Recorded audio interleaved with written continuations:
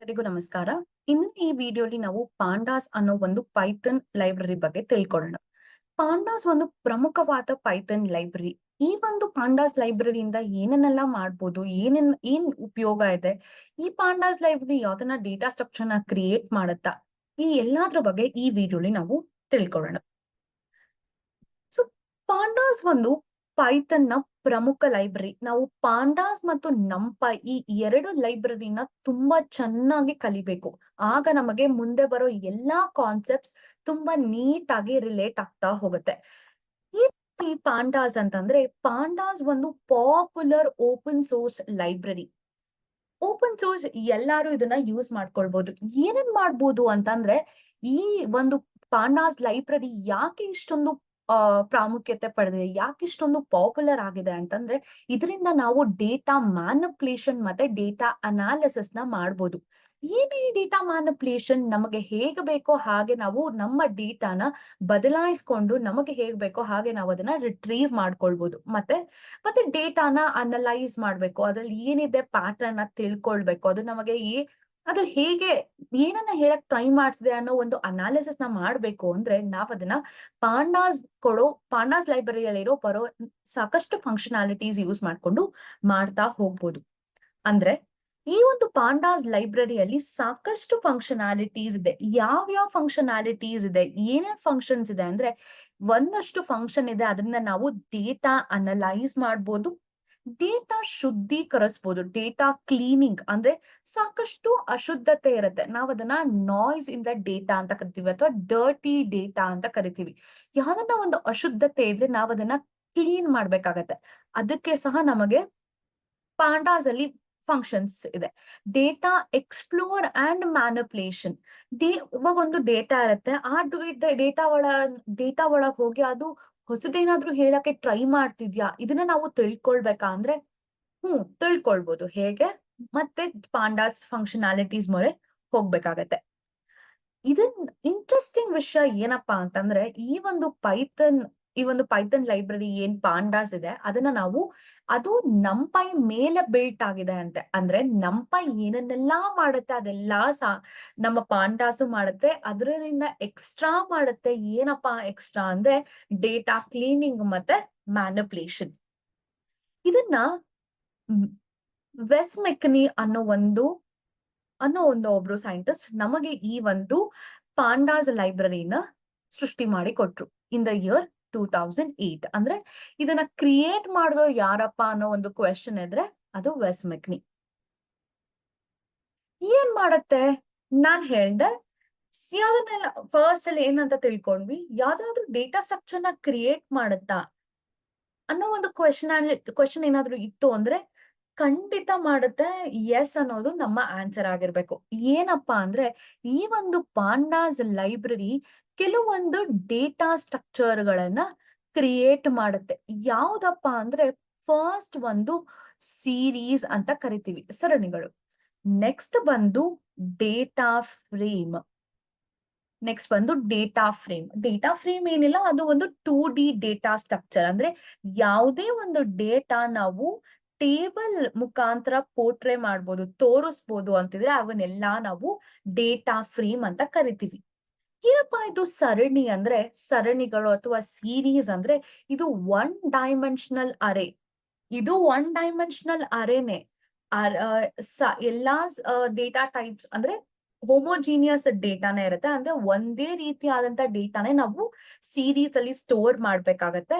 ಆದ್ರೆ ಏನಪ್ಪಾ ಡಿಫ್ರೆನ್ಸ್ ನಂಪೈ ಅರೇಗೂ ಅಥವಾ ಅರೇಗಳಿಗೂ ಸೀರೀಸ್ ಗಳಿಗೂ ಅಂದ್ರೆ, ನಾವು ಒಂದು ಸೀರೀಸ್ ನ ಕ್ರಿಯೇಟ್ ಮಾಡಿದ್ರೆ ನಮ್ಮ ಔಟ್ಪುಟ್ ಯಾವಾಗ್ಲೂ ಈ ರೀತಿ ಕಾಲಮ್ ಫಾರ್ಮ್ಯಾಟ್ ಅಲ್ಲೇ ಇರುತ್ತೆ. ಉದಾಹರಣೆಗೆ 1 2 3 ಅನ್ನೋ ಒಂದು ವ್ಯಾಲ್ಯೂನ ನಾವು ಒಂದು ಸೀರೀಸ್ ಅಲ್ಲಿ ಇಟ್ಟಿದೀವಿ ಅಂದ್ರೆ ನಮ್ಮ ಔಟ್ಪುಟ್ ಯಾವಾಗ್ಲೂ ಈ ರೀತಿ ಕಾಲಮ್ ಫಾರ್ಮ್ಯಾಟ್ ಅಲ್ಲಿ ಇರುತ್ತೆ. ಓಕೆ. ಬಟ್ ಅರೇಗಳೆಲ್ಲ ಆದ್ರೆ ಈ ತರ ಹಾರಿಜಾಂಟಲ್ ರೆಪ್ರೆಸೆಂಟೇಶನ್ ಇರುತ್ತೆ. ಬಟ್ ಸರಣಿಗಳಿಗೆ ಈ ರೀತಿ ವರ್ಟಿಕಲ್ ರೆಪ್ರೆಸೆಂಟೇಶನ್ ಇರುತ್ತೆ.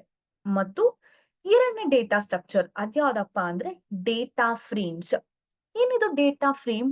ಡೇಟಾ ಫ್ರೇಮ್ ಒಂದು 2 ಡೈಮೆನ್ಷನಲ್ ಲೇಬಲ್ಡ್ ಡೇಟಾ ಅಂತೆ. ಅಂದ್ರೆ ಇದಕ್ಕೆ 2 ಆಯಾಮಗಳಿರುತ್ತೆ, 2 ಡೈಮೆನ್ಷನ್ಸ್. ಯಾವ್ಯಾವು? ಒಂದು ರೋ, ಇನ್ನೊಂದು ಕಾಲಮ್.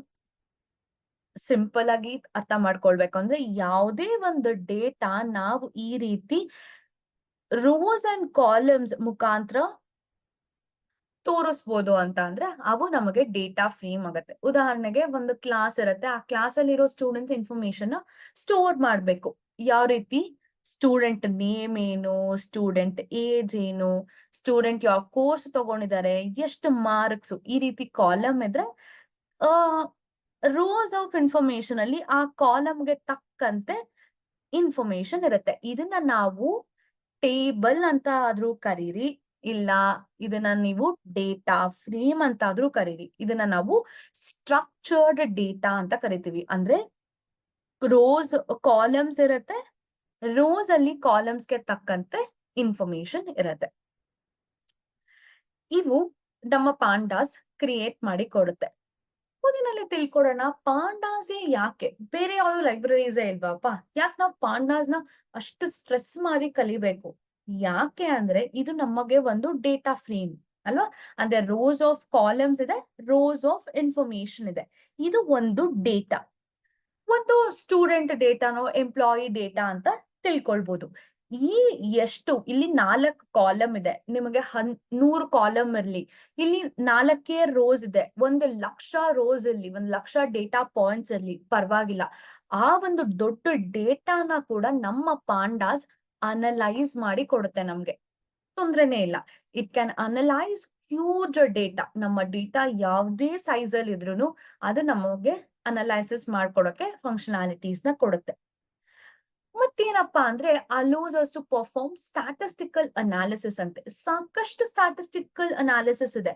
ನಮಗ್ ಗೊತ್ತಿರೋ ಹಾಗೆ ಡಿಸ್ಕ್ರಿಪ್ಟಿವ್ ಸ್ಟಾಟಿಸ್ಟಿಕ್ಸ್ ಇದೆ. ಏನಪ್ಪಾ?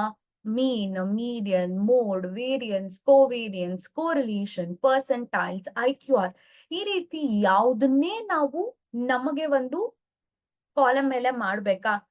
ಈಸಿ, ನಮ್ಮ ಪಾಂಡಾಸ್ ಮಾಡ್ಕೊಳುತ್ತೆ. ಫಾರ್ ಎಕ್ಸಾಂಪಲ್, ಈ ಒಂದು ಏಜ್ ಅನ್ನೋ ಒಂದು ಕಾಲಮ್ ಇದೆ, ನಂಗೆ ಆವ್ರೇಜ್ ಬೇಕು. ಈ ಏಜ್ ಇನ್ ಕಾಲಮ್ ನಂಗೆ ಅರ್ಥ ಆಗ್ಬೇಕು. ಆವ್ರೇಜ್ ಏಜ್ ಆಫ್ ಸ್ಟೂಡೆಂಟ್ಸ್ ಈ ಒಂದು ಕ್ಲಾಸ್ ಅಲ್ಲಿ ಏನ್ ಆವ್ರೇಜ್ ಏಜ್ ಅಲ್ಲಿ ಇರ್ಬೋದು. ಈಸಿ, ಈ ಒಂದು ಕಾಲಮ್ಗೆ ನಾನು ಬರ್ತೀನಿ, ಆರಾಮಾಗಿ ಈ ವ್ಯಾಲ್ಯೂಸ್ ನ ಆಕ್ಸೆಸ್ ಮಾಡ್ಬೋದು, ಮೀನನ್ನ ಕಂಡುಹಿಡಿಬಹುದು. ಈ ರೀತಿ ಸರ್ಟನ್ ಕೆಲವೊಂದು ರೋಸು, ಕೆಲವೊಂದು ಕಾಲಮ್ಸ್ ನಾವು ಈ ಒಂದು ಡೇಟಾ ಫ್ರೇಮ್ ಇಂದ ಹೊರ ತೆಗಿಬೇಕು, ಅದ್ರ ಮೇಲೆ ಅನಲೈಸ್ ಮಾಡ್ಬೇಕು. ಈ ರೀತಿ ಏನೇ ಇದ್ರೂನು ನಮ್ಮ ಪಾಂಡಾಸ್ ನಮಗೆ ಮಾಡಿಕೊಡುತ್ತೆ. ಕೊನೆಯದಾಗಿ ಏನಪ್ಪಾ ಅಂದ್ರೆ ಕ್ಲೀನ್ಸ್ ದ ಮೆಸ್ಸಿ ಡೇಟಾ ಅಂತೆ. ಅಂದ್ರೆ ಹೇಳದ್ನಲ್ಲ, ಅಶುದ್ಧತೆ ಇರಬಾರ್ದು, ಶುದ್ಧವಾಗಿರ್ಬೇಕು ನಮ್ಮ ಡೇಟಾ. ಆಗ್ಲೇನೆ ನಾವ್ ಅದರಿಂದ ಸಾಕಷ್ಟು ಬೇರೆ ಫೇಸಸ್ಗೆ ತಗೊಂಡ್ ಹೋಗ್ಬೋದು. ಅನಾಲಿಸಿಸ್ ಮಾಡ್ಬೋದು, ಇಲ್ಲ ಒಂದು ಮಾಡೆಲ್ ಬಿಲ್ಡ್ ಮಾಡ್ಬೋದು. ಆ ಒಂದು ಫೇಸ್ಗೆ ನಾವು ಹೋಗ್ಬೇಕು ಅಂದ್ರೆ ನಮ್ಮ ಡೇಟಾ ಚೆನ್ನಾಗಿರ್ಬೇಕು, ಓದೋ ರೀತಿಯಾಗಿರ್ಬೇಕು, ಅರ್ಥ ಆಗೋ ರೀತಿಯಲ್ಲಿರ್ಬೇಕು, ಮತ್ತೆ ಕರೆಕ್ಟ್ ಆಗಿ ಇರ್ಬೇಕು. ಒಂದು ಉದಾಹರಣೆ ಕ್ಲೀನಿಂಗ್ಗೆ, ಏಜ್ ಅನ್ನೋ ಒಂದು ಕಾಲಮ್ ಇದೆ. ಫಾರ್ ಎಕ್ಸಾಂಪಲ್ 20, 24, ಇಲ್ಲಿ ಯಾವ್ದು ವ್ಯಾಲ್ಯೂ ಇಲ್ಲ, 30 ಮತ್ತೆ 25 ಇದೆ ಅಂತ ತಿಳ್ಕೊಳ್ಳೋಣ. ಈಗ ನೀವ್ ನೋಡ್ಬೋದು, ಇಲ್ಲಿ 2 ಜಾಗ ಖಾಲಿ ಇದೆ. ಅಂದ್ರೆ ಇಲ್ಲಿ ವ್ಯಾಲ್ಯೂಸ್ ಮಿಸ್ಸಿಂಗ್ ಇದೆ. ಅಂದ್ರೆ ನಾವು ಇಲ್ಲಿ ಮಿಸ್ಸಿಂಗ್ ವ್ಯಾಲ್ಯೂಸ್ ಅಂತ ಕರಿತೀವಿ. ಈ ರೀತಿ ಮಿಸ್ಸಿಂಗ್ ವ್ಯಾಲ್ಯೂಸ್ ಇದೆ, ಅಂದ್ರೆ ಖಾಲಿ ಇದ್ರೆ ವ್ಯಾಲ್ಯೂಸ್, ನಾವ್ ಇದರಲ್ಲಿ ಏನಾದ್ರೂ ಮಾಡಿ ನಾವ್ ಇದನ್ನ ಹ್ಯಾಂಡಲ್ ಮಾಡ್ಬೇಕಾಗತ್ತೆ. ಹ್ಯಾಂಡಲಿಂಗ್ ಅಂತಂದ್ರೆ ಏನು? ಏನಾದ್ರೂ ಮಾಡಿ ಈ ಒಂದು ಸಿಚುಯೇಷನ್ ನಿಭಾಯಿಸ್ಬೇಕು. ಅಂದ್ರೆ ಈ ಒಂದು ಖಾಲಿ ಜಾಗ ಏನಿದೆ ಅದನ್ನ ನಾವು ಯಾವ್ದೋ ಒಂದು ರೀತಿಯಲ್ಲಿ ತುಂಬಬೇಕು. ಹೇಗೆ ತುಂಬೋದು ಅದನ್ನ ನಾವು ಮುಂದೆ ತಿಳ್ಕೊಳ್ಳೋಣ. ಮೀನ್ ಅಥವಾ ಈ ಒಂದು ಕಾಲಮ್ದು ಮೀನೋ ಮೀಡಿಯನೋ ತಗೊಂಡು ತುಂಬೋದು. ಬಟ್ ನನಗೆ ಹೇಗ್ ಗೊತ್ತಾಗ್ತಾ ಇದೆ ಇದೊಂದು ರೋ ಇಲ್ಲೇ ನನಗೆ ಮಿಸ್ಸಿಂಗ್ ವ್ಯಾಲ್ಯೂಸ್ ಇದೆ, ಇಲ್ಲಿಗೆ ಬಂದು ನಾನು ಒಂದು ವ್ಯಾಲ್ಯೂ ಇಂದ ಈ ಜಾಗನ ತುಂಬಬೇಕು. ಈ ರೀತಿ ನಾವ್ ಹೇಗಪ್ಪ ಮಾಡೋದು?